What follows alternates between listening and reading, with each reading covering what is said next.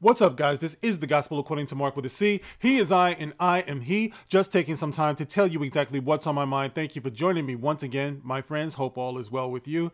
Let's talk about this Tyre Nichols situation that's going on in Memphis. As you guys know, 29-year-old Tyre Nichols was beaten to death by 5 police officers.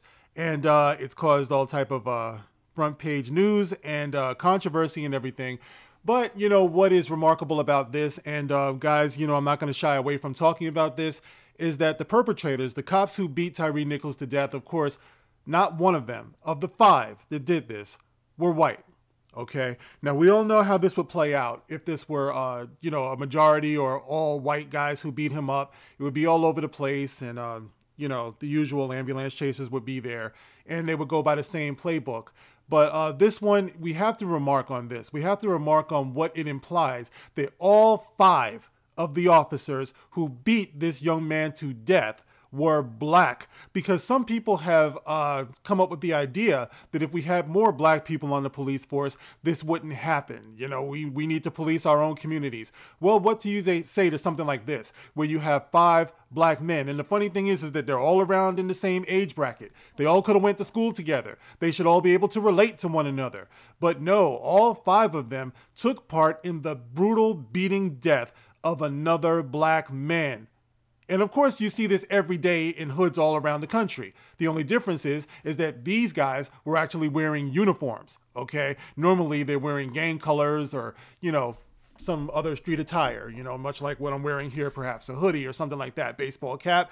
You know how it is, but this is what's happening, guys. And I want to just read to you the update of what's happening here so you can get a better idea of what's going on. And I'm going to read this to you guys. It says, Tyre Nichols' death. 5 fired Memphis police officers are charged with murder. Okay, so it says 5 officers fired last week from the Memphis Police Department face murder and other charges in the death earlier this month of 29-year-old Tyre Nichols, jail records show. Now, Nichols died on January 10th, 3 days after authorities said he ran after being pulled over on suspicion of reckless driving. Now, police said the officers had 2 confrontations with, quotations, with Nichols, and that afterwards he complained of shortness of breath. He was taken to a hospital where he later died. Now, of course, him running from the cops is going to be a big issue here, because if you're innocent, why are you running from the cops? I can already hear people wondering that right now. And I've talked about this on videos before. If we truly love our young people, and he's 29 years old, he's a grown man, someone should have taught him by now that you don't run from the cops. I actually did a video or 2 or 3 about this over the years where I talked about the correct procedure when it comes to being pulled over or having any type of interaction with the police when you've been detained. Running from them usually will not give you a favorable outcome. Now, it says here, the officers charged Thursday. The officers were charged on Thursday following Nichols' death earlier this month, and they face charges of second-degree murder, aggravated kidnapping, interesting, aggravated assault, official misconduct, and official oppression, according to records from Shelby County Jail. Let's see, 5 police officers, they were fired last week after violating department policy in the death of 29-year-old Tyre Nichols, and they've been booked into jail. Now, their names: Tadarius Bean, who is 24 years old, Demetrius Haley, who is 30, Emmett Martin III, 30, Desmond Mills, 32, and Justin Smith, 28, were booked into jail, Thursday records show. Like I said before, Tyre was 29. They were all like around that same age bracket. So, you know, once again, you couldn't be any more closer when you talk about representation and how it matters. Well, those cops, they should have been a representation of what was in the street. I don't know how this young man ended up dead, but I guess we'll be talking about that, or the courts will get to the bottom of that. Charges were not immediately available for most of the former officers. Smith was booked on charges including second-degree murder, aggravated kidnapping, aggravated assault, and official misconduct. Police Chief Sari Lynn Davis said Thursday night that the fired officers were found to be directly responsible for Nichols' abuse. Earlier, authorities said they were determined to have violated multiple department policies, including excess use of force, duty to intervene, and duty to render aid.